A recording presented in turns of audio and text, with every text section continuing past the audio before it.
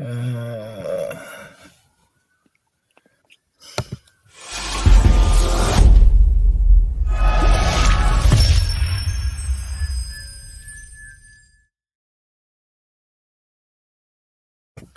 Welcome to the Coast to Coast Network. This is Nightcap with Messaround, and here's my good friend John Alcorn from the Ice In Network. How are you, John? I'm good. Longhorns destroyed OU, so they've been trying to do an investigation to see what happened. It's clear all the OU players were missing, and I'm lost too. So it was a good, great, and painful weekend for me as a football fan for sure. It was. We'll start out with like we usually all talk about my Bears. What a rough first half. I mean, they got dominated all over the place. Minnesota went up and down the field. Cousins completed his first 17, a new Vikings record. Um, Jefferson did his thing. He had like 10 catches in the first half. Minnesota jumped up to 20-3 lead at one point in the first half, and then the Bears finally caught a break. The punter shanked the punt and went like 10 yards. They had a holding at the end of that too that made the ball go up even further. So, and then Darnell Mooney with the catch of the year so far. The one-handed grab really gave him life, and they scored a touchdown there. They came back in the second half, took a lead at one point. They shut Minnesota down until the final drive. Justin Jefferson only had like 2 catches in the second half, so they really took him out of the second half. Fields had a really good game in the second half. He only missed 2 passes, finished 11-13. And I thought he looked really good for the first time this year. He looked confident in his throws. He had a 52 touchdown yard run wiped out by a bogus block in the back call that I thought shouldn't have been called. But even the guy that was called on said that he thought that he flopped. He flopped and he got away with one. John, your thoughts on the Bears-Vikings game? I personally wanted minute. I would have rather want Chicago to win the game, but I think we're seeing those painful stages of the Chicago Bears where, yeah, we know could happen next year, this or that, not having the weapons, but I mean, we know the Minnesota Vikings were the better team. I mean, I'm rooting for Fields. It's just there's not really a whole lot they can do because they're going to feel a lot pressure after pressure. He doesn't perform this year. What happens next year? But this game with Minnesota, I mean, had a really good first half. Like all we ask, I think any team asks for a quarterback, especially a guy in the second year. It's just tiny improvements game by game, and he made that. Like you said, he was 11-13, only missed 2 passes in the second half. So we're seeing those type of improvements, and hopefully they can kind of basically continue that on. So I mean, it was a good game, but I think you're seeing those tiny improvements of Justin Fields, and I can't wait to see how he evolves in the NFL. Yeah, they got a short turnaround this week. They'll go back home and play the Commanders, which is going to be another tough defense he's facing with that pass rush they have. So we'll see how that turns out. I caught your Bengals game. I was disappointed that they let that one slip away from them. So do you want to go ahead and talk about your Bengals? First of all, Zach Taylor, you're an idiot. Mike Brown, you're an idiot. The offensive coordinator, you're an idiot. Why at the 2-yard line, just like tonight with the Chiefs and the Raiders? You had the chance. If you go for the field goal, you force the Ravens to score a touchdown. Like, how stupid do you have to be? Like, I'm not going to ignore that all year long. The Bengals team seems disconnected. The offensive line's not doing the job. The offensive line's missing plays. They've been running the football better in certain times of games than they were passing the ball after Jamar Chase is doing his thing. We know what Jamar Chase can do. I think now that defenses are kind of starting to figure him out just a little bit with the offensive line not playing well, it really opens the room of you're going to have to run the ball more. You're at the 2-yard line. Why are you going for it? I remember watching that because driving home with some family. I'm like, I look at that. I'm like, dude, no. Please tell me they're trying to get them off sides. You get at the 1. Okay, you dive for it. He'll get the touchdown. I'm all good.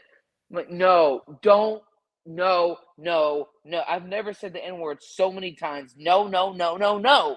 Because you can't do that. Like it genuinely makes no sense. Whether you're a fan of any of the 31 NFL teams, why would you ever go for it at the two when you haven't consistently played? The Bengals have been playing garbage all year. They haven't played well this year. Um, but I really honestly have to give the Ravens credit. Like Lamar Jackson is what playing top 10 or so in passing touchdowns on the season, top 6 best in like interceptions or QBR. So he's playing really good football. Obviously, Lamar Jackson is representing himself, and they won't discuss the new contract to the offseason.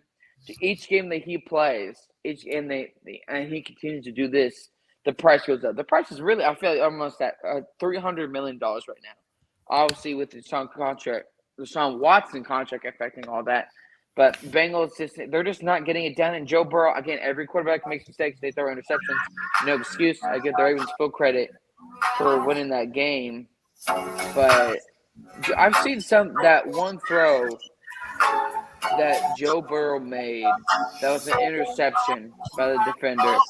And I'm like, that's usually not the kind of throw he would make because he knows most likely that's going to end up in an interception. But mentally, he's not there. He seems distracted making those type of throws that maybe he shouldn't. But I got to give Lamar Jackson credit. So far, he's betting on himself, and it's worked out so far. But again, the AFC North is the AFC North. But again, Bengals are just not playing good football this year. So we got a couple questions trickling in here. Jason Barber saying, Matt Rule is out in Carolina. Will that change the outcome of the Panthers season? What do you think on that, John? Yeah, your head coach went 11-27, 1-4 on the season. It's gonna have an impact, like, and not in a positive way. Like, think about it. Your interim head coach was the guy that drafted who in 2018? Josh Rosen, and he was just released from Cleveland. That guy couldn't evaluate at the quarterback position. So, and you're going to have him come as an interim head coach. Imagine it's going to change everything. You're in the same division as Brady, regardless of anything that's happened this year on or off the field for the Bucks or Brady. It's Tom Brady and the Bucks. They're 3-2 on the season. Falcons are the Falcons. It definitely is going to negatively affect their season. And Matt Rule is a great head coach, so they still own $40 million. But they've been rebuilding since Kim for so many years after that Super Bowl. Like I say, Ron Rivera should have been gone from there a long time ago. And they said, oh, they're going to get these pieces now. They're going to be rebuilding. Well, number one, you overpay for Christian McCaffrey. You get DJ Moore. You get Robbie Anderson. You get all these guys. Since Matt Rule was the head coach in January 2020, got that contract, 6 years, 75 or 72. PJ Walker, Will Greer, Cam Newton, and three other. He's had six different quarterbacks since he was the head coach in 2.5 seasons. So honestly, it's going to negatively affect their not just this season, but moving forward because now you're continuing this rebuild that's been going on. I feel like since 2017 or 2018, you brought in was it Joe Brady or whoever's for the new offensive coordinator? Oh, Cam Newton and Christian McCaffrey. I'm like, I didn't agree with him drafting McCaffrey. More importantly, over paying him because you're still a team that's not even in contention for the playoffs. But yeah, it's definitely going to deeply affect them. I think we saw the writing on the wall. I think for most people that watch football of any kind, in terms of how many games, the writing was pretty much on the wall. He was going to get fired. It was just a matter of when. But now that being trickling down, who's next? And I think we're going to kind of see that in the next couple of weeks. Yeah, I kind of saw it come too. I figured we talked about this on the tailgate. I think who we thought was the first coach was going to get the axe, and most of us said Matt Rule. I mean, at least I did. I thought he was going to be out because it all went on how Baker did, and Baker's been terrible. And their offense, like they said, one of the reporters asked them about the game. They're like, your offense, people were saying your offense is too predictable. They can tell what you're going to run. It's vanilla. And everybody knows what's coming. So it's like, need to change up. And he's like, oh, no, I don't think that's accurate. Well, Yeah, the one thing glad weird, that, though, was – go sorry. ahead, John. So my internet. Thank you, AT&T, for my internet.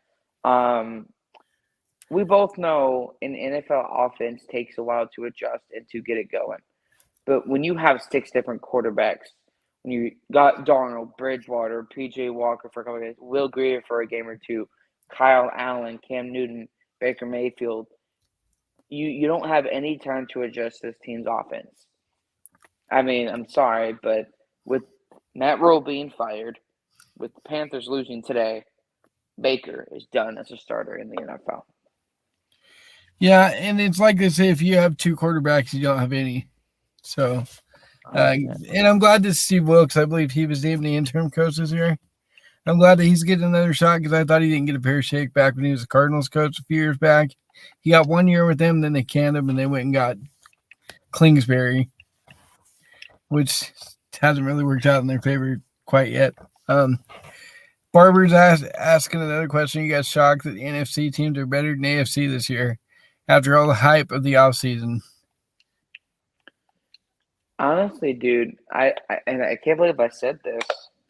I thought the AFC West was going to be the toughest division in football because of the defenses in the AFC West. I was never convinced of Russell Wilson balling out with the Broncos. I say he's most likely the fourth best quarterback in that division, and right now, stat wise, he's playing like that. But it's just weird. Dak Prescott being out, a lot of us basically wrote them off. Cooper Rush is balling out. Honestly, the AFC outside of Buffalo, the Chiefs, potentially the Chargers. There's really maybe 4 or 5 teams at best. I want to look them up right now. In the AFC that are really good or great teams. Like I said, Buffalo. Yeah. So Buffalo. Buffalo Chiefs. No, Browns are garbage.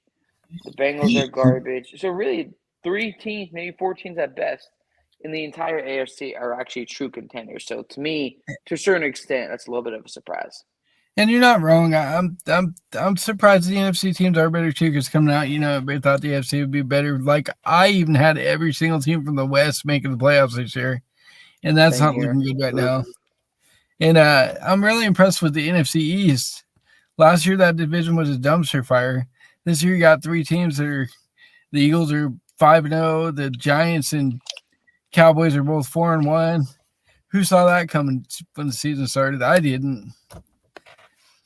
Honestly, I did. Who are you talking about again? I'm sorry. The NFC East, how the Giants are 4-1, the Cowboys are 4-1, and the Eagles are 5-0. I was wrong about the Eagles and more importantly Jalen Hurts, so I'll admit that. But the Giants, though, it's not. I give them full credit. You beat the Packers. That to me in London was insane, and which further is why I think Aaron Rodgers is very toxic with the organization. But that being said, what the Giants doing is not sustainable. Even though I'm happy Saquon Barkley is returning to his former self in 2018, his rookie year, offensive rookie of the year. But the thing is, Daniel Jones hasn't thrown a touchdown in the last 2 games. And if he's going to be that guy moving forward, he's going to have to be more productive. But at the same time, the Giants are the same team in the past 5, 6 years. You drafted 7, 8 different offensive linemen, and they've all been bust. In the last, Daniel Jones, 3 touchdowns, 2 picks on the year. The last 2 games, he has less than 290 passing yards. He's had 0 touchdowns to 1 pick in the last 3 games. So I give him full credit. It's a defensive division. But I think sooner or later, rather sooner than later, it could end up biting them in the butt. And you're right. I did not see the Cowboys. I didn't think they would beat the Rams as handily as they did. I thought it was going to be closer, but that defense is legit. Micah Parsons is flying around everywhere, getting to the quarterback, creating havoc. Man, that Cowboys defense is no joke. And when they're going to have a big decision to make when Dak comes back. I heard he was upgraded to day-to-day. I would stay with the hot hand and stay with Rush. 100%. Like I think anybody that's really thinking that, oh my gosh, that he's gonna replace Prescott.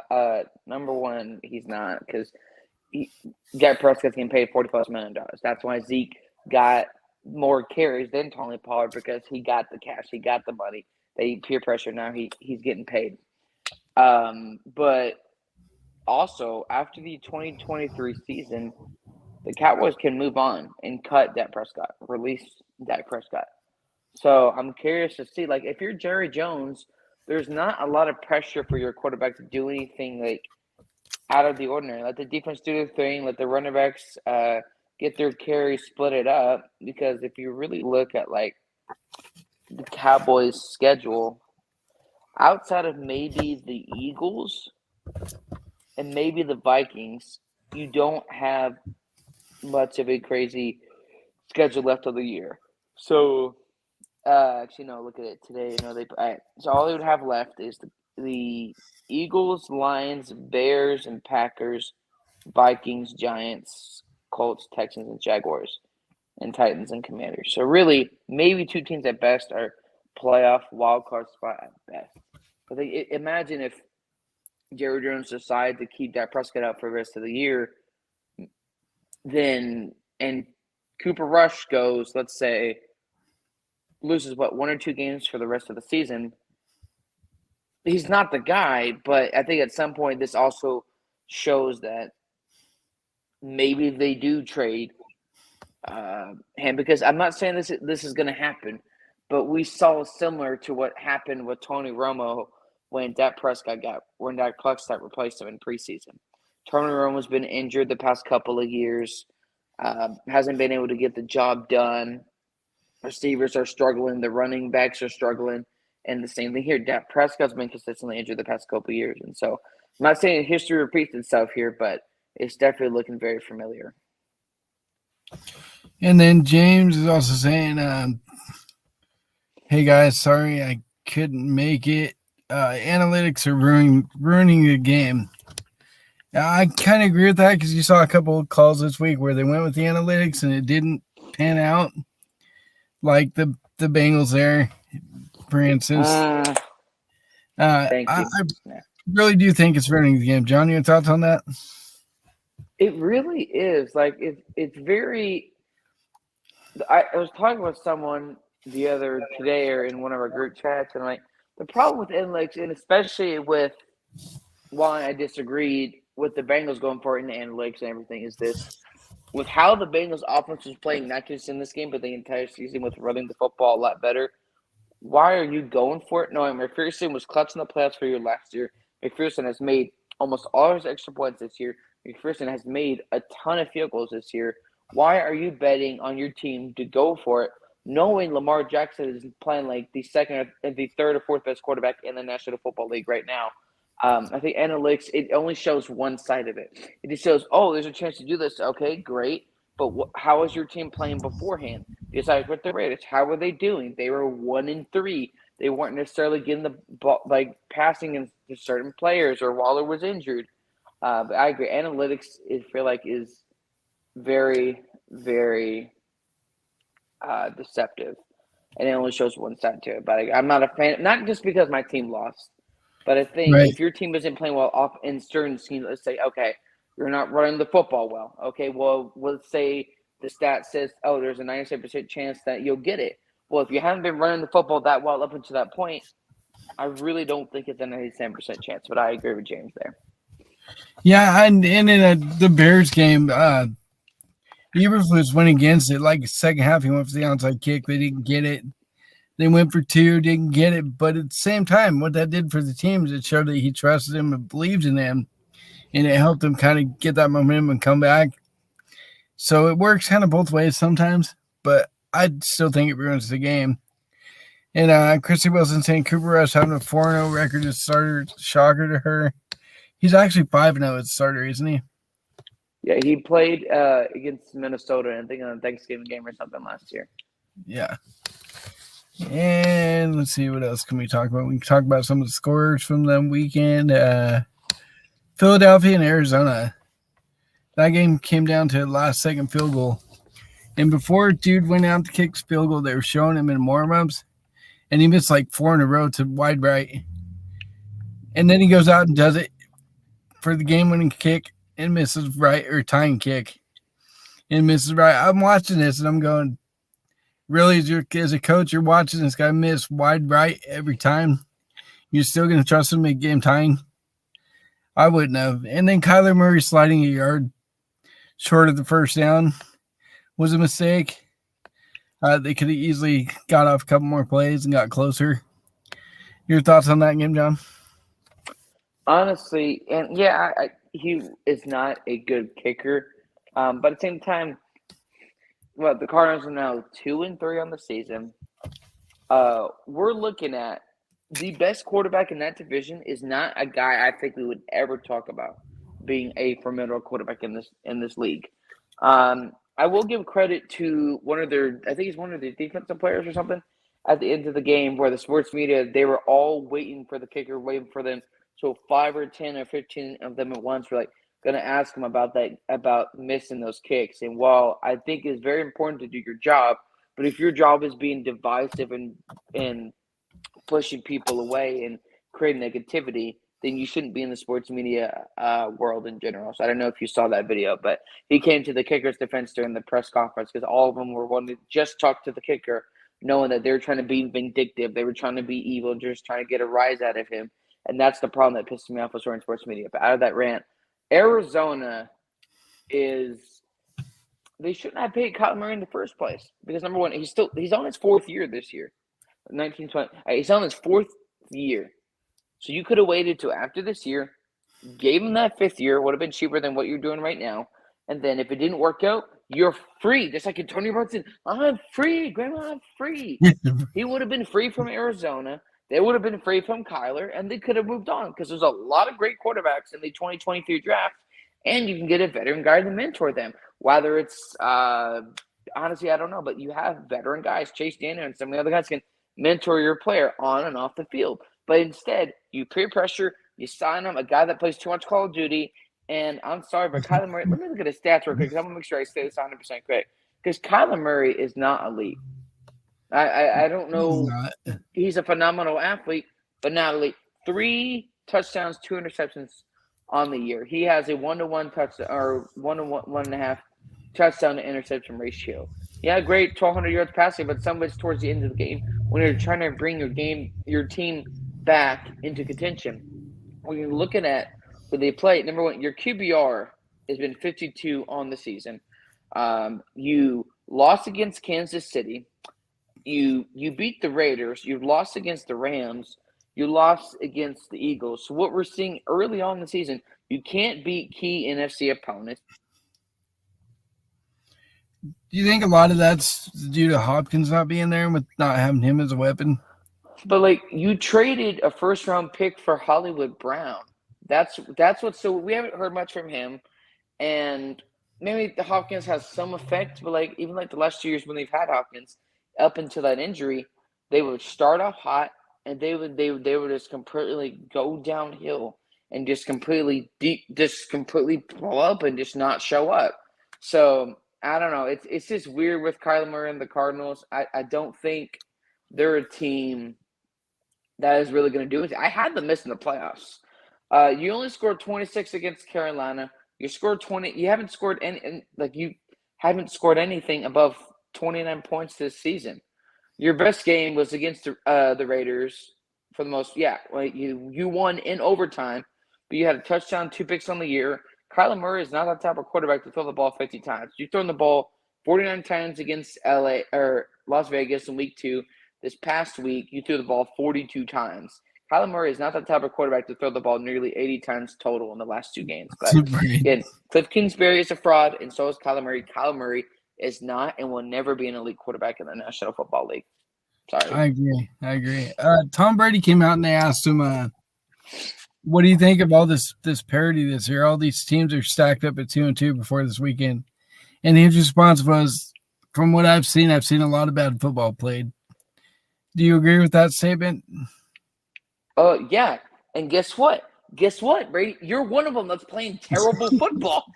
That's so coincidental because listen, off the field scenarios and situations and outcomes are affecting us on the field play. You're having issues with Giselle, and I wouldn't be talking about it unless it affected you something football-wise on the field.